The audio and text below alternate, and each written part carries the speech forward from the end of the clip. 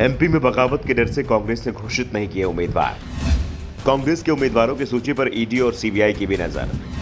150 सीटों पर नाम तय, लेकिन उम्मीदवारों का नहीं किया ऐलान। बीजेपी की दूसरी और तीसरी सूची आने तक का इंतजार करेगी कांग्रेस। मध्य प्रदेश में कांग्रेस ने 150 उम्मीदवार तय कर लिए हैं। अगर बीजेपी की बात की जाए तो उसकी पहली सूची में 39 नाम तय हुए हैं और लगभग दूसरी सूची में भी इतने ही नाम बताए गए हैं, जबकि कांग्रेस की पहली ही सूची में 150 नामों को तैयार कर लिया गया है। कांग्रेस उम्मीदवारों की सूची जारी करने की तैयारी भी हो गई थी, लेकिन अचानक बगावत के डर से इसे रोक लिया गया।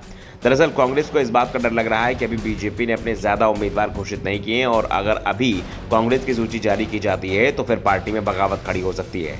बगावत के डर से कांग्रेस पहले बीजेपी की सूची का इंतजार कर रही है।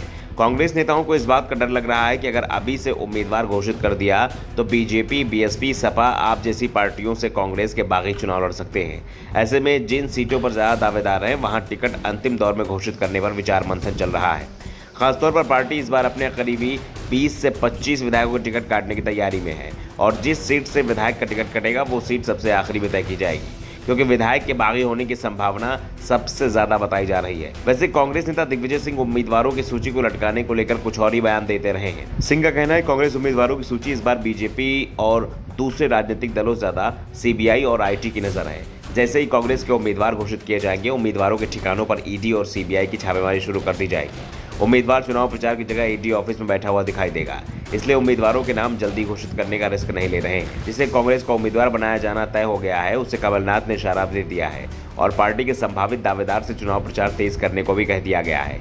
कई दावेदारों ने तो चुनाव प्रचार भी शुरू कर दिया है। एमपी के पूर्व सीएम दिग्विजय सिंह ने मीडिया से चर्चा में सार्वजनिक तौर पर कहा था कि केंद्र सरकार प्रधानमंत्री नरेंद्र मोदी और गृहमंत्री अमित शाह के इशारे पर विपक्षी दल खासकर कांग्रेस के नेताओं को परेशान करने की तैयारी कर रही है। जगह जगह और आईटी के दफ्तर खोले जा रहे हैं, अधिकारी पदस्थ किए जा रहे हैं और इनको सिर्फ एक ही टारगेट दिया जा रहा है, कांग्रेस नेताओं को परेशान करो। दिग्विजय ने आशंका जताते हुए कहा कि जल्द उम्मीदवार घोषित करने से पार्टी का उम्मीदवार ही संकट में फंस जाएगा।